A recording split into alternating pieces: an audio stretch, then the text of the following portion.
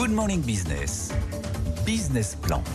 7h44 sur BFM Business et sur RMC Découverte et on poursuit notre matinale spéciale intelligence artificielle. On est avec Sylvain Duranton. Bonjour. Bonjour. Vous êtes le patron du pôle tech du cabinet de conseil en stratégie BCGX. Comment vous avez vécu le BCG qui n'est plus en costume cravate mais qui a des polos maintenant, des sweatshirts avec marqué X. Ça veut dire qu'on bosse dans la tech. IA oblige. Évidemment, vous vous adaptez au milieu, c'est normal. Comment vous avez vécu ce week-end absolument dingue entre l'annonce de Qtile, ce qui s'est passé chez OpenAI avec Sam Altman? Vous l'avez regardé avec gourmandise, avec inquiétude. Comment vous avez vécu ça? C'est un peu un feuilleton. Alors, sur la partie OpenAI, on savait qu'il y avait des tensions dans le board d'OpenAI avec des visions qui pouvaient s'opposer. Vous saviez qu'il y avait des tensions entre ceux qui veulent toujours de l'open source et de la gratuité et ceux qui veulent du business? Je dirais il y a deux sujets. Il y a open source ou pas, c'est une chose. Et là-dessus, c'est un débat qui agite toute la communauté scientifique autour de l'IA, entre des positions extrêmes, il faut absolument tout arrêter, ou d'autres qui sont défendus, par exemple, par Yann Lequin en France, qui dit non, il faut continuer, au contraire, c'est une technologie qui apporte beaucoup. Moi, je suis beaucoup plus dans ce camp-là. Même si elle dépasse l'humain, on est d'accord. Même si sur certaines tâches, elle dépasse l'humain, sachant que sur d'autres, aujourd'hui, elle est loin de le dépasser en matière d'apprentissage.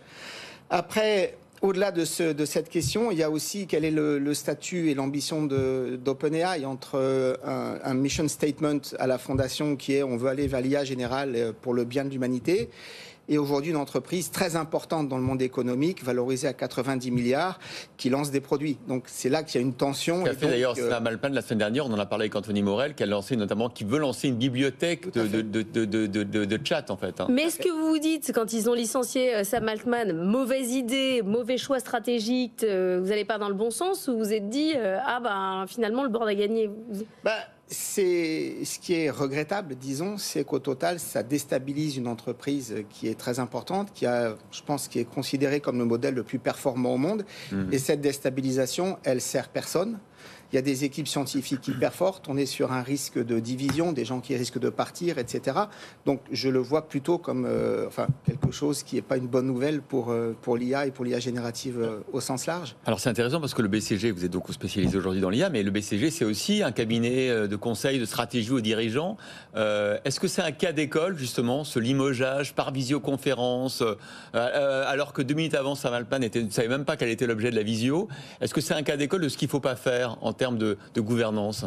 Disons qu'on est sur des entreprises jeunes, mais qui ont des enjeux économiques énormes, et on est parfois en but à des gouvernances qui sont un petit peu décalées par rapport aux enjeux de ces entreprises. Et là, il y a des petites crises d'adolescence, disons, mais effectivement, on n'est pas dans le cadre d'une gouvernance classique. Et ce qu'on lit beaucoup, les rumeurs de place, c'est qu'au-delà d'un changement de CEO, il va y avoir un changement de gouvernance pour la structure. Alors nous, pendant ce temps-là, en France, on a nos milliardaires qui ont lancé Qtile vendredi soir, Xavier Niel, Revolve Saadé, Eric Schmidt, 300 millions dans Qtile. Eux, alors c'est clair, c'est de l'open source. Là, il y a un choix intellectuel fait dès le départ. Oui, c'est de l'open source et c'est très bienvenu, je pense, parce que la France a perdu un certain nombre de batailles technologiques. Si on regarde sur le cloud, alors on a un champion français du cloud, c'est très bien, mais il reste quand même très très petit par rapport aux grands géants américains, et sur les moteurs de recherche, c'est la même chose. Donc il y a toute une partie de notre souveraineté technologique qui est partie aux États-Unis. La seule façon de gagner, c'est d'attaquer les batailles de demain, pas trop de pleurnicher sur les batailles perdues dans le passé.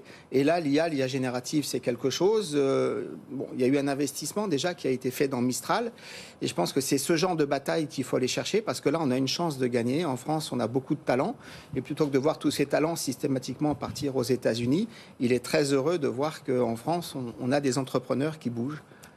C'est un peu le modèle de ChatGPT, c'est-à-dire qu'effectivement on crée d'abord une fondation, une association, je ne sais pas quel va être le statut, mais en tout cas c'est non-profit, open source, et derrière on va greffer forcément, comme OpenAI, des entreprises dont l'objet sera d'être rentable pour pouvoir se développer. C'est un peu l'idée. Tout à fait, mais d'avoir des briques open source avec de la recherche de haut niveau en France, je pense que ça va nourrir tout notre écosystème French Tech, et d'ailleurs au-delà de la France, je pense.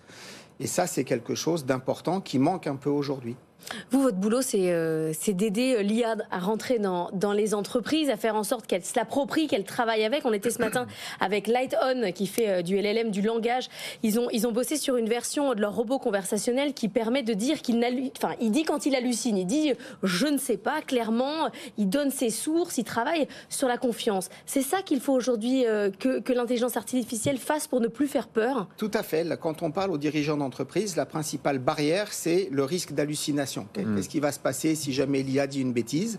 Et donc, il y a beaucoup d'entreprises qui travaillent sur cette dimension pour se dire on va proposer des solutions qui sont plus sûres, entre guillemets, que celles qui sont disponibles aujourd'hui. Donc ça, c'est un type de solution. Il y a d'autres grands modèles qui ont aussi... qui se différencient sur le fait qu'ils hallucinent beaucoup moins. L'hallucination, c'est pas qu'un problème de modèle, c'est aussi un problème de façon dont on l'utilise, c'est un problème de façon dont on l'a entraîné.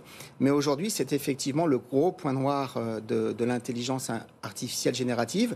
Ceci dit, si on fait le bilan sur un an, ce qui est frappant, c'est que les entreprises s'y mettent toutes. Au début, on avait un succès vis-à-vis du grand public. Tout le monde s'amusait à jouer avec ChatGPT. Les étudiants font leur dissertation. Maintenant, ça s'intègre. Là, maintenant, les entreprises voient qu'il y a de l'argent à gagner. Il y a beaucoup d'argent à gagner. Et ça, tous les premiers essais, disons, les premiers produits qui ont été construits pour les entreprises le montrent.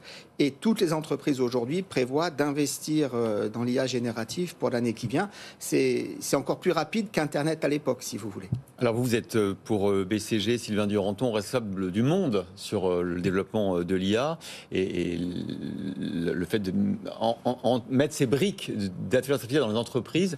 Est-ce que la France et l'Europe, on peut encore rattraper, je ne sais pas si on a un retard ou pas, quelle est notre spécificité par rapport aux Américains? On a vu Microsoft qui a mis 15 milliards dans OpenAI. Est-ce que c'est pas trop tard?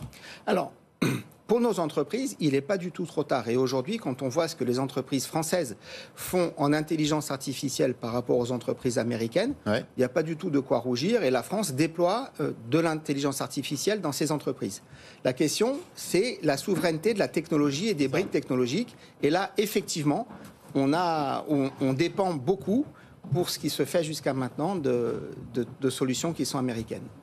Tout ça, c'était jusqu'au tremblement de terre de ce week-end. Jusqu'au tremblement de terre de ce week-end. Je vous rappelle le dernier épisode, il y a quelques minutes, enfin maintenant ça fait 1 heure, il y a un nouveau CEO qui a été nommé par le board, qui a viré Sam Altman, qui est l'ancien patron de Twitch, qui s'appelle, je ne sais plus comment il s'appelle, Emmett Shear, merci Wilfried. La messe n'est pas dite, Wilfried. Juste un mot, sur avant de passer à votre édito, sur ce que vous avez compris du communiqué du board, justement. On parle de gouvernance qui dit la confiance. En fait, le micro. C'est bon. Si on traduit de l'américain manque de confiance, ça veut dire menteur invétéré. Ah bon. Et ça, c'est un vrai sujet. C'est-à-dire qu'en fait, il est accusé d'avoir menti éhontément.